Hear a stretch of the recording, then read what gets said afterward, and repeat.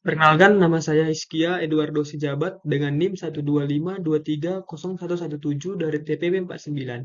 Di sini saya akan memaparkan rangkuman buku putih Reforma Agraria. Pada kesempatan ini, saya akan memaparkan ringkasan dari sebuah buku penting berjudul Buku Putih Reforma Agraria. Reforma Agraria mewujudkan Kemandirian Bangsa. Buku ini merupakan hasil dari Konferensi Nasional Reforma Agraria tahun 2014 yang melibatkan akademisi, aktivis, organisasi rakyat, dan lembaga negara. Yang pertama itu ada latar belakang. Sejak awal kemerdekaan, bangsa Indonesia menghadapi persoalan besar di bidang agraria. Masalah utamanya adalah ketimpangan penguasaan tanah, konflik agraria yang terus terjadi, serta kerusakan lingkungan akibat pengelolaan sumber daya alam yang kapitalistik. Pada masa Presiden Soekarno, sudah ada langkah maju melalui Undang-Undang Pokok Agraria tahun 1960 atau UUPA. Namun pelaksanaannya tidak tuntas. Setelah itu, di masa Orde Baru, kebijakan agraria berubah arah menjadi pro-kapitalis. Era reformasi pun belum berhasil mengatasi masalah ketimpangan tanah.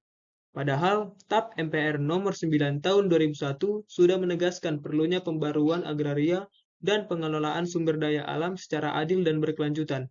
Sayangnya, mandat ini tidak dijalankan dengan baik oleh pemerintah.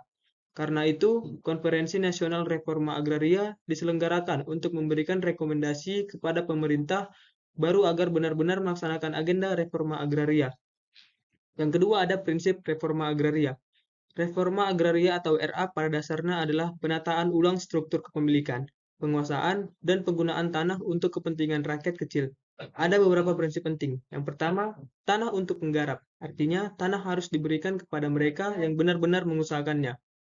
Kedua, tanah bukan komoditas. Tanah tidak boleh dijadikan barang dagangan untuk mencari keuntungan semata.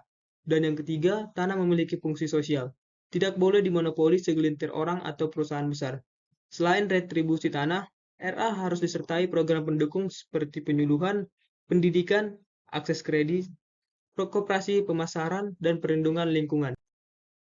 Ketiga, ada tujuan reforma agraria.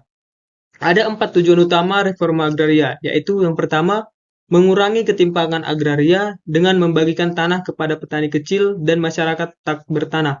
Yang kedua, menyelesaikan konflik agraria yang sering terjadi di perkebunan, hutan, tambang, maupun pesisir.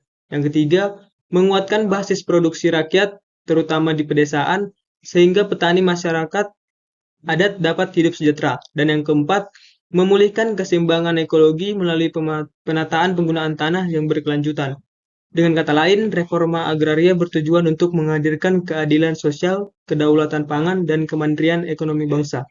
Yang keempat, masalah kelembagaan. Selama ini, lembaga pemerintah yang mengurus tanah dan sumber daya alam berjalan sendiri-sendiri dan sering tumpang tindih. Misalnya, Kementerian Kehutanan, Kementerian Pertanian, dan Kementerian ESDM punya kebijakan berbeda-beda. Akibatnya, izin pengelolaan tanah lebih banyak diberikan kepada perusahaan besar daripada rakyat.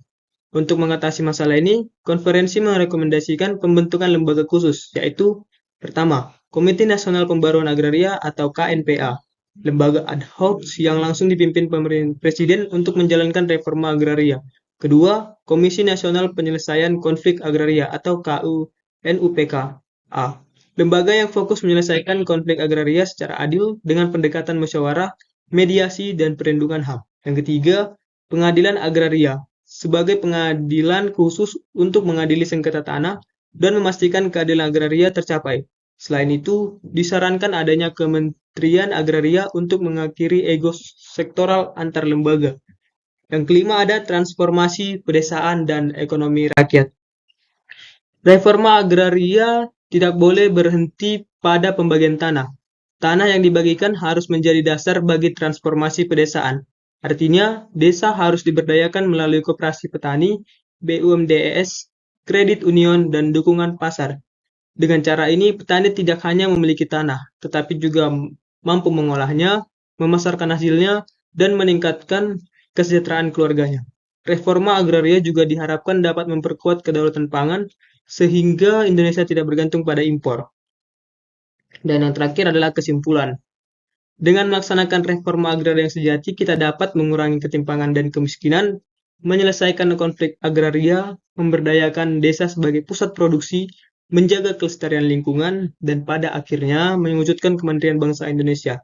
Mari kita dukung bersama perjuangan reforma agraria agar benar-benar dijalankan demi tercapainya keadilan dan kesejahteraan untuk seluruh rakyat Indonesia. Terima kasih.